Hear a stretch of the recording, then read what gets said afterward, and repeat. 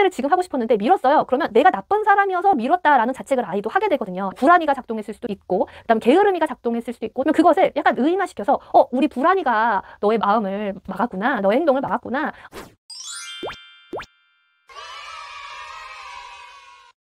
네, 안녕하세요. 공부 정서와 공부 전략을 지키는 초등생활 처방전 이서윤입니다.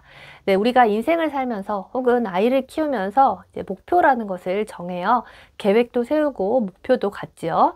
그래서 아이들이랑 목표를 세우면서 이번 학기에 매일매일 수학 연사 문제집은 하루에 3장씩 풀어보자. 혹은 영어책 100권을 한번 이번 방학 동안에 우리 짧은 거 읽어볼까? 이런 식으로 목표를 세웁니다. 근데 이게 목표에 굉장히 위험한 부분이 있어요. 목표라는 것을 저도 강조를 하고 또 계획 세우는 것도 좋아하고 하지만 이 목표라는 것을 달성을 100% 하기가 쉽지가 않아요. 그래서 목표라는 것을 이루지 못하면 결국에는 자책을 하게 되고 또 실패한다라는 느낌을 갖게 된다라는 거예요. 목표라는 것이 자신을 평가하는 잣대가 돼서 오히려 괴롭힐 때가 있다라는 것입니다. 결과 중심의 평가가 아니라 과정 중심의 평가로 바뀌고 있다라고 하는데 또 결국에는 이제 목표를 가지고 여기에 도달을 했냐 하지 않았느냐를 생각을 하게 된다라는 거예요. 그러면서 나중에는 어떻게 생각을 하게 되냐면은 목표 그거 어차피 세워봤자 안 지켜. 계획? 어차피 세워봤자 안 지켜. 필요 없어. 라게 된다라는 거예요. 자, 그러면 우리가 목표가 없어야 되느냐? 그게 아니라는 거죠. 어떤 걸 가져야 되냐면 가치를 가져야 합니다. 목표라는 것이 도달해야 할, 달성해야 할 그런 목적지라고 한다면 가치라는 것은 방향을 가리키는 것이에요. 그래서 우리가 세상을 어떻게 살 것인지, 관계를 어떻게 맺어갈 것인지, 어떤 것을 지지해 나갈 것인지를 가리키는 것입니다. 가치하고 목표는 달라요. 가치는 방향을 제공하지만 목표는 목적지를 제공을 하거든요. 그래서 예를 들면은 영어책 100권 읽기는 목표가 될 수가 있죠. 근데 가치라는 것은 나의 인생을 성실하게 살아가기라는 거예요. 그럼 100권을 읽지 못하면은 우리가 목표는 달성하지 못한 게 되지만 내가 어쨌든 10권이라도 읽어봤다라는 것은 성실하게 살기 위해서 노력하는 그 과정과 방향으로 가 있다라는 것입니다. 그래서 실패, 성공이라고 우리가 말을 할 수가 없다라는 거죠. 아이에게 짜증내지 않기라고 목표를 세웠다라고 한다면 아이한테 나도 모르게 짜증을 냈어요. 힘들어서. 그러면 내가 나랑 약속해놓고 목표를 가져놓고 그거를 또 못 지켰네? 이렇게 자책을 하게 되죠. 그런데 아이와의 연대감, 유대감을 가치라고 생각을 한다라고 하면은 지금 자책하고 어떻게 할지 고민을 하는 것 자체가 아이와의 유대감과 연대감을 가질 수 있다라는 것이고, 그리고 설사 짜증을 내고 화를 냈다 하더라도 그것을 위한 회복 대화를 함으로써 유대감과 연대감을 다시 가질 수 있게 된다라는 거예요. 그래서 다시 우리가 그 가치를 가지면서 살 수 있다라는 거죠. 그러면 나는 막상 어떤 가치를 중요하게 생각을 하고 어떤 가치들이 있는가 생각을 하면은 굉장히 막막해요. 그래서 이것을 어떤 가치가 있느냐, 이게 부모로서 우리가 실천해야 할 가치, 그리고 아이가 지금 아이의 생활에서, 우리 초등학생들의 생활에서 지켜나가고 가져야 할 가치들, 이런 것은 물론 정답이 정해져 있는 게 아니에요. 자신이 자율적으로 선택을 하는 것인데 어떤 가치가 있는지 보는 것만으로도 내가 나의 방향성을 갖고 나의 삶을 환기해 볼 수 있는 굉장히 유익하고 필요한 시간이 된다라는 것입니다. 오늘 영상 끝까지 보시면은 조금 더 영감을 가질 수 있기 때문에 한번 끝까지 보셨으면 좋겠고요. 제가 활용해 볼 수 있는 그런 종이들, 활동지도 넣어놨으니까 한번 살펴보셨으면 좋겠어요. 꼭 그대로 활동을 하지 않더라도 이런 가치들을 있다는 것 자체만으로, 이런 거를 보는 것 자체만으로 훨씬 더 달라질 수 있다는 거예요. 삶의 가치를 실천 중심으로 정리를 해봤는데요. 맨 처음에는 양육자의 가치를 정리를 해보았습니다. 그래서 자기 자신과 정서 관리해서 핵심 관리에 자기 이해, 자기 돌봄, 경청, 수용 이렇게 쭉 있고요. 인간관계, 부부관계 관련된 가치들도 이렇게 쭉 있고요. 일과 성장 관련 가치도 있고 사회적인 기업, 공동체 가치들도 있어요. 그래서 그런 거를 한번 보면서 내가 어떤 거를 어느 정도 중요하게 생각을 하는지 중요도도 한번 체크를 해보면 좋겠고요. 그 다음에 삶 전반에 대한 철학적 가치까지 있습니다. 그러면 아이에게 알려주고 싶은 가치도 있을 수 있습니다. 성실함, 꾸준함, 집중력, 목표 의식, 자기 주도, 실수, 수용, 자기 성찰, 휴식, 질서, 검소함, 몸 돌보기, 배움 즐기기 이런 것들이 쭉 있어요. 진정성, 유연성, 호기심, 자기 표현, 자기 개발, 긍정 쭉 있는데 이런 것들의 가치가 있고 어떤 것들을 내가 그러면 중요하게 생각을 하고 어떤 것들을 실천을 해볼 수 있는 건지 한번 이야기를 해볼 수가 있다라는 것입니다. 그러면 이게 내가 어른으로서도 내 삶에 있어서 어떤 가치를 중요하게 생각을 하는지 헷갈릴 때가 있거든요. 그래서 그런 선택에 도움을 주는 질문이 있을 수가 있는데 내가 가장 기억에 남는 순간은 어떤 가치가 담긴 시간이었을까? 나를 자랑스럽게 만드는 태도는 무엇일까?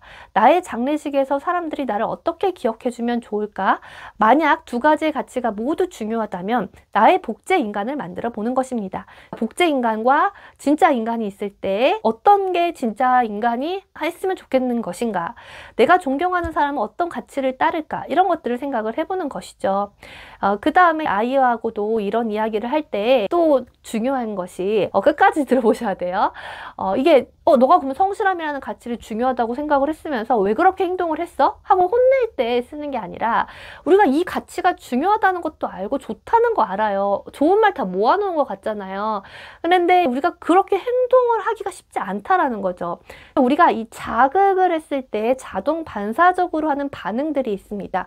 그거 사이에 우리가 자극과 반응의 시간을 늘려보면서 거기 안에 가치가 들어가게 훈련을 하는 거예요. 내가 지금 친구하고 놀자고 했는데 성실함이라는 가치를 반영을 해서 다 할 일을 끝내고 논다라는 것을 우리가 선택을 해 나가는 것. 가치에 기반한 행동을 선택을 하는 걸 연습을 해 나가는 거죠. 내가 아이와의 유대감을 가치로 선택을 했는데 아이가 뭘 잘못을 해서 확 갑자기 막 짜증을 내고 화를 냈어요. 그러면 내가 만약에 가치로 유대감과 연대감을 생각을 했을 때 다시 한번 아이하고 어떻게 말을 해볼까에 대해서 생각을 하고 말을 하는 거. 이런 것들이 자극과 반응의 간격을 늘려주는 것인데요. 근데 이 가치를 생각을 하면서 행동을 하는 것을 방해하는 것들이 있습니다. 그러면 그 방해하는 그 생각에 이름을 붙여주는 것 아주 좋아요. 숙제를 지금 하고 싶었는데 미뤘어요. 그러면 내가 나쁜 사람이어서 미뤘다라는 자책을 아이도 하게 되거든요. 하지만 내가 그 성실함이라는 가치를 선택하지 못했던 데에는 불안이가 작동했을 수도 있고 그다음에 게으름이가 작동했을 수도 있고 딴짓을 하고 싶은 마음이 작동했을 수도 있습니다. 그러면 그것을 약간 의인화시켜서 우리 불안이가 너의 마음을 막았구나. 너의 행동을 막았구나.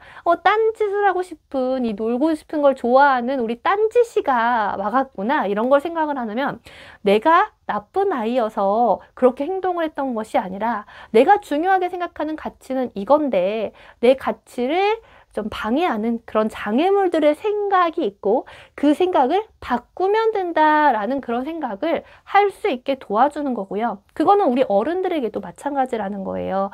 내가 소중하게 생각하는 가치가 있지만 그 가치를 바로 반응을 못하게 하는 장애물들이 있습니다. 그러면 그 장애물이 뭔가 생각을 해보고 이름을 붙여주고 나서 그럼 내가 나쁜 사람이어서 게으른 사람이어서가 아니라 그것들이 장애물이었고 방해를 했기 때문에 그럼 다음번에는 그 가치에 기반한 행동을 선택할 수 있게 조금 간격을 늘려보자 하고 생각을 하고 계속 노력을 해나가는 게 우리의 인생이라고 생각을 합니다.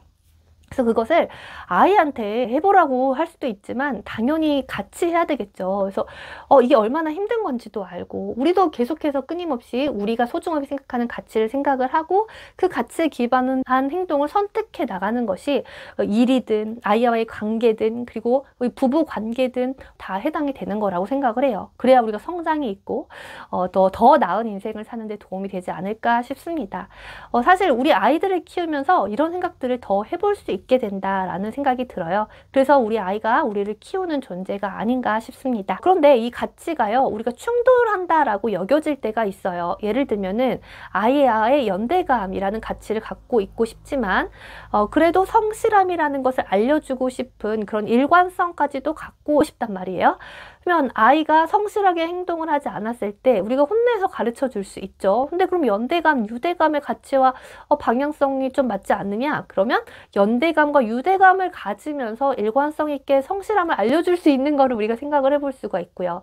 내 일에 있어서의 성장이라는 가치를 갖고 있는데 또 아이와의 유대감을 가치를 갖고 있어요. 그러면 그게 충돌한다라고 느껴질 수는 있지만 매 순간에 우선순위가 달라질 수 있다라는 것이죠. 그래서 삶의 일정 시기에서는 어떤 게 우선순위가 될 수 있고 가치의 우선순위를 계속해서 배분하고 생각을 해보는 것들이 필요하다라는 거예요. 그래서 제가 초등생활 처방전 카페 위에요. 이 가치들 올려놓을 테니까요. 한번 살펴보시고 중요도 일일이 따져가면서 이렇게 하는 게 귀찮으실 수 있을 거라 생각을 해요. 그러면 아이랑 한번 그냥 보시고 어디 붙여놓으면서 아 이런 게 있지 하고 한 번씩 기억을 환기하는 것만으로도 인생이 살짝 더 편해집니다. 오히려 내가 그 목표를 반드시 성취해야 되겠어.